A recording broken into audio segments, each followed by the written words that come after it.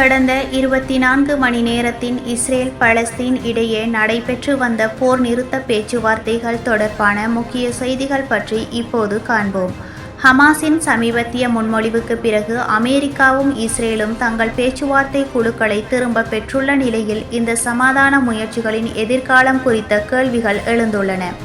கடந்த 24 மணி நேர Israel Hamas போர் நிறுத்த பேச்சுவார்த்தைகள் குறித்த சமீபத்திய தகவல்கள். காசா போர் நிறுத்த பேச்சுவார்த்தைகள் தற்காலிகமாக நிறுத்தம். ஹமாஸின் முன்மொழிவுக்கு பிறகு அமெரிக்கா இஸ்ரேல் குழுக்கள் திரும்ப அழைப்பு. வாஷிங்டன் ஜெருசலம் காசாவில் போர் நிறுத்தத்தை எட்டுவதற்கான பேச்சுவார்த்தைகளில் இருந்து அமெரிக்காவும் இஸ்ரேலும் தங்கள் பேச்சுவார்த்தை குழுக்களை திரும்ப பெற்றுள்ளன.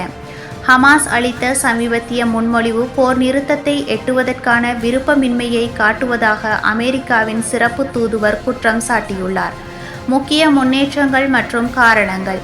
அமெரிக்காவின் நிலைப்பாடு. அமெரிக்காவின் சிறப்பு தூதுவர் கத்தாரில் நடைபெற்று வந்த போர் நிறுத்த பேச்சுவார்த்தைகளை இடைநிறுத்திவிட்டு அமெரிக்காவுக்கு குழுவை நாடு திரும்புமாறு அறிவித்துள்ளார். ஹமாஸின் சமீபத்திய பதிலானது போர் நிறுத்தத்தை எட்டுவதற்கு விருப்பமின்மையை தெளிவாக காட்டுகின்றது என்று அவர் தெரிவித்தார்.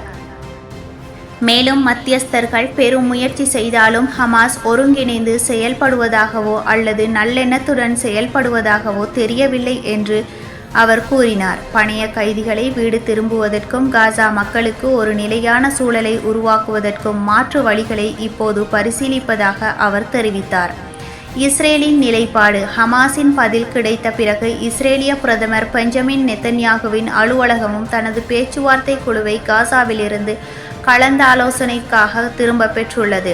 ஹமாஸின் சமீபத்திய முன்மொழிவு ஹமாஸின் சலுகை இல்லாமல் முன்னேற அனுமதிக்கவில்லை என்று இஸ்ரேலிய அதிகாரி ஒருவர் குறிப்பிட்டுள்ளார். இருப்பினும் இஸ்ரேல் விவாதங்களை தொடர விரும்புகின்றது என்றும் அவர் தெரிவித்தார். பணைய கைதிகள் மற்றும் முழுமையான போர் நிறுத்தம். இந்த பேச்சுவார்த்தைகள் காசாவில் ஹமாஸால் பிடித்து வைக்கப்பட்டுள்ள பணைய கைதிகளை விடுவிப்பதற்கும் போர் நிறுத்தத்தை உறுதி செய்வதற்கும் நோக்கமாக இருந்தன. ஹமாஸ் அனைத்து பணைய கைதிகளையும் விடுவிக்க இஸ்ரேலிய படைகள் முழுமையாக காசாவிலிருந்து வெளியேற வேண்டும் மற்றும் போர் முழுமையாக முடிவுக்கு வர வேண்டும் என்று வலியுறுத்தி வருகின்றது. இஸ்ரேல் ஹமாஸ் அதிகாரத்தை கைவிட்டு ஆயுதங்களையும் கைவிடும் வரை போரை முடிவுக்கு கொண்டு வர சம்மதிக்காது என்று கூறி வருகின்றது. ஹமாஸின் முன்மொழிவின் முக்கிய அம்சங்களாக. ஹமாஸ் அளித்த முன்மொழிவின் முழுமையான விவரங்கள் உடனடியாக வெளியிடப்படவில்லை. ஆனால் அது உதவி பொருட்கள் நுழைவதற்கான நிபந்தனைகள், இஸ்ரேலிய இராணுவம் எந்த பகுதியிலிருந்து வெளியேற வேண்டும் என்பதற்கான வரைபடங்கள் மற்றும் போருக்கு ஒரு நிரந்தர முடிவை கோரும் உத்தரவாதங்கள் ஆகியவற்றுக்கான திருத்தங்களை உள்ளடக்கியதாக கூறப்படுகின்றது. முந்தைய முன்மொழிவு 60 நாள் போர் நிறுத்தத்தையும் ஹமாஸ் 10 உயிருள்ள பணைய கைதிகளையும் 18 இறந்தவர்களின் உடல்களையும் விடுவிப்பதையும் அதற்கு பதிலாக இஸ்ரேலால் சிறைப்பிடிக்கப்பட்ட பலஸ்தீனியர்கள் விடுவிக்கப்படுவதையும் உதவி பொருட்கள் விநியோகம் அதிகரிக்கப்படுவதையும் உள்ளடக்கியதாக இருந்தது. மனிதாபிமான நெருக்கடியாக. பேச்சுவார்த்தைகள் தோல்வியடைந்த நிலையில் காசாவில் மனிதாபிமான மற்றும் பட்டினி நெருக்கடி தொடர்ந்து மோசமடைந்து வருகின்றது. இஸ்ரேலின் கடுமையான கட்டுப்பாடுகள் காரணமாக உதவி பொருட்கள் நுழைவது கடுமையாக பாதிக்கப்பட்டுள்ளது.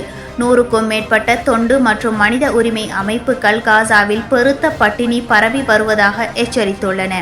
சர்வதேச அழுத்தம். இஸ்ரேல் மற்றும் ஹமாஸ் ஆகிய இரு தரப்பினருக்கும் போர் நிறுத்த ஒப்பந்தத்தை எட்டுவதற்கு உள்நாட்டிலும் வெளிநாட்டிலும் அழுத்தம் அதிகரித்து வருகின்றது. காசா மீதான இஸ்ரேலின் முற்றுகையும் இராணுவ தாக்குதல்களும் அப்பகுதியை பஞ்சத்தின் விளிம்பிற்கு கொண்டு வந்துள்ளன என்று உதவி நிறுவனங்கள் தெரிவிக்கின்றன. இருப்பினும் அமெரிக்காவும் இஸ்ரேலும் இந்த குற்றச்சாட்டுகளை நிராகரித்து ஹமாஸ் தங்கள் போர் நிறுத்த நிபந்தனைகளை ஏற்காததால் போரை நீடிப்பதாக குற்றம் சாட்டுகின்றன. இந்த நிகழ்வுகள் போர் நிறுத்த பேச்சுவார்த்தைகளின் ஒரு பெரிய பின்னடைவை குறிக்கின்றது. காசாவில் ஏற்கனவே மோசமடைந்து வரும் மனிதாபிமான சூழ்நிலையை மேலும் அச்சுறுத்துகின்றன.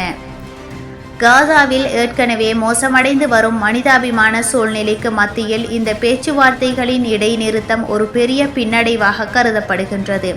சர்வதேச சமூகம் இந்த மோதலுக்கு ஒரு நிரந்தர தீர்வை எட்டுவதற்கு தொடர்ந்து அழுத்தம் கொடுத்து வரும் நிலையில் அடுத்த கட்ட நகர்வுகள் உன்னிப்பாக கவனிக்கப்படும். இந்த நிலைமையை குறித்த மேலதிக தகவல்கள் வெளியாகும் போது நாங்கள் உங்களுடன் உடனுக்குடன் தொடர்பு கொள்வோம். அதுவரை நன்றி.